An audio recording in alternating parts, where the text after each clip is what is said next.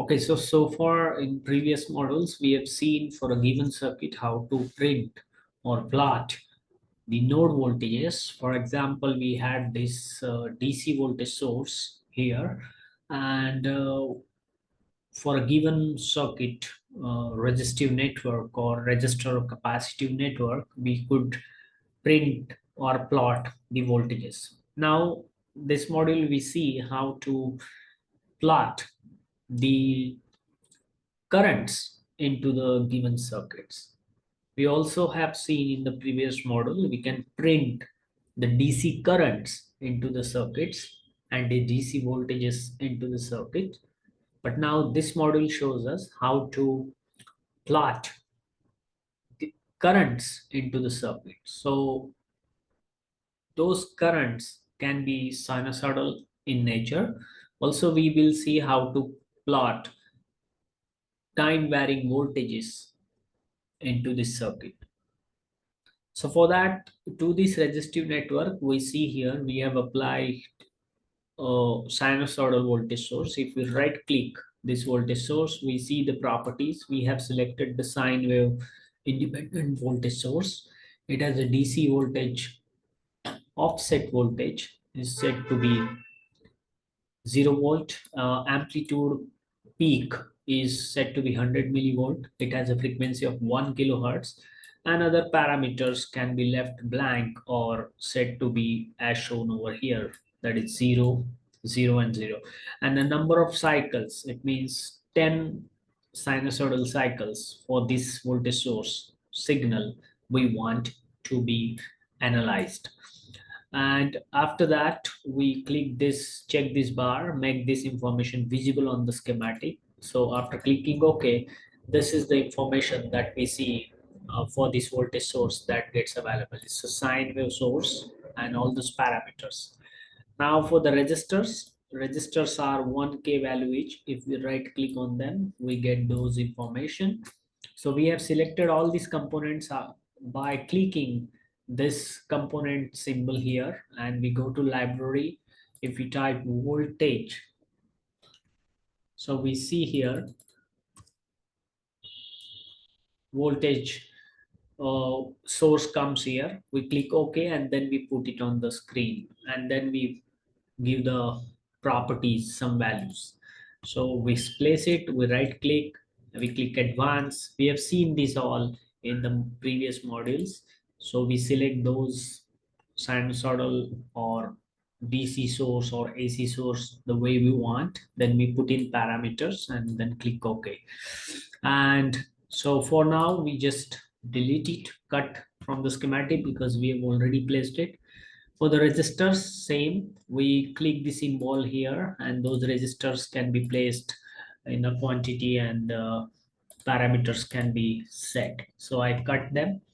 Then this node is named as out because that's the output of a circuit. This net is named as labeled as net A. So we'll now see how the sinusoidal, because this input to the circuit is sinusoidal with a given frequency, the currents and voltages into the circuits will also be sinusoidal. So let's have a little bit calculations before we actually take the help of spice. So you have this sine wave source. It will deliver a current I, which is also sinusoidal in nature, that will flow through the resistive network, and it returns back to negative terminal. It generates from the positive terminal and comes back to negative terminal. The current through R1 and R2 is therefore the total current I, which has the sine wave in nature. So the peak value is 100 millivolts. So we have a voltage which is 100 millivolt, and the current to be calculated. So the current would be voltage divided by the total resistance, that is the same Ohm's law we can follow. So it is 100 millivolt divided by the total resistance is 2 kilo ohm, 1 plus 1 series combination. So that comes about 50 microampere. So we'll see that the current that is flowing through these resistors, because they are in series, the same current flows, that is 50 microampere sinusoidal current. And the same current that goes through the resistors, that is 50 microampere multiplied by 1K, which will be the VR1. And again, the 50 microampere multiplied by 1K, which will be again, so we'll say that I times R1 equal to I times R2. So they are going to be 50 into microampere multiplied by 1 kilo ohm. So that comes about 50 millivolt.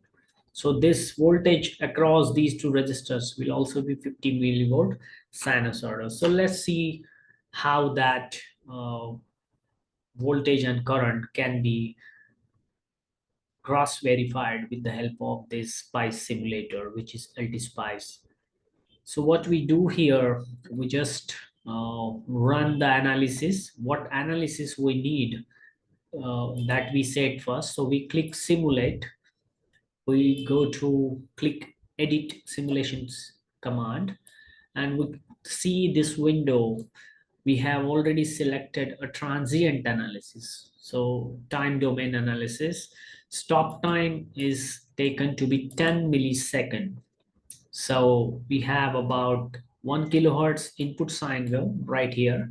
So frequency of 1 kilohertz, so time period of that sine signal is 1 millisecond. So for a 10 millisecond time span, the time to start saving data, we have selected 0 seconds. So it's from 0 to 10 millisecond. We expect our 1 millisecond signal should inputs and outputs with a frequency or time period of 1 millisecond or frequency of 1 kilohertz will appear, will fall. A maximum time step is taken to be 10 millisecond. We can choose it to be, let's say, 1 millisecond.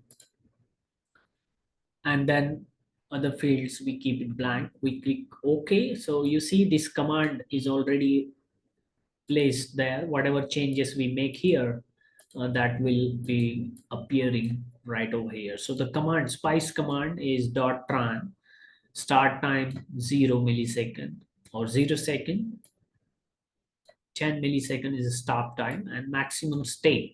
So between 0 to 10 millisecond, we have a time step of 1 millisecond. So we click OK, and we'll just click run or click simulate and then click runs, and we'll see how the circuit will behave now. So let's first analyze. So when I take the mouse cursor on the screen bottom here, so I see that this red arrow, small arrow, uh, appears on the voltage source that indicates the current direction from positive terminal to the negative terminal. Similarly, when I hop over register R1 or R2 without clicking the mouse button, I just see the direction of arrow, because that's how the current is flowing. It starts from positive terminal of voltage source V1, it flows through R1, and it flows through R2 and come back to negative terminal. This is the direction of current. Therefore, this is how the arrow spice shows up. So let's first plots the voltages. So I hop over the net A, the net labeled A, and I see there is a probe appearing. So I click here, and I expect that a sinusoidal signal with 10 cycles, and the time is from 0 millisecond to 10 milliseconds in the x-axis, and the y-axis is 200 millivolts peak to peak or 100 millivolt peak signal appears. So that's my input voltage. Now I hop over the schematic net out, the probe highlights that, and I can click to plot V out, and the DC operating point is set to be 0 by the circuit simulator. So I click here, and on the same window plot screen, I see the sinusoidal V output appearing, and it has a peak voltage of 50 millivolts. So why? Because as per calculation, the voltage drop across R2, that is voltage at out with respect to ground, is the VR2, and we calculated it to be 50 millivolt because the total current is 50 microampere, which is flowing through the circuit. So if I want to plot the current, uh, I can choose to plot in the same window, or I can choose to plot it in another window. So let's plot it in the same window. So let's say we add another plot plane. So we right click on the waveform viewer, and then we click add a plot pane. We have another plot, and then we left click on this top plot plane, and then we right click and we click add traces. So there are many ways actually to plot the signals on the waveform viewer. So now you see VA is the and V out are the node voltages which we have already plotted. Now we've got three currents here. So the currents through resistor R1, current through resistor R2, and the current through voltage source V1. All these can be the expressions to add. So we'll just do one by one. So we plot now the total current right here, and we click OK. So you see here total current is 50 microampere, which is expected. Again, I right click the top plane and add trace, and now I see IR1 and IR2. I click both, and these are the expressions I want to add, and I click OK. So you see now they are IR1 and IR2, they have already plotted, and their magnitude also 50 microampere. One thing to note that the current through IR1 and IR2, they are in phase, but both of these currents are in opposite in phase to the current through the voltage source. So as I've explained before, the spice has this notation or convention that the current originates from the positive terminal and it enters into the negative terminal. So that's why there is this phase reversal appearing. So that's all for this session. So we see that theoretical calculations matches well with the spice simulation results, and this is how we can actually plot the voltages and the currents into the circuit. So again, if I right click, I will add plot pane, and to this pane I left click the mouse on this empty plot pane, and if I come back to schematic, I click the schematic window, and then I hop over resistor R1, resistor R2, so I can left click the mouse, and in this new plot pane the currents will be plotted. Again, I plot IR2. I can plot hop over a voltage source V1, and I can plot the current through the voltage source. So this is how we've seen that how to plot the currents and the voltages, and how to perform time domain analysis into the circuit.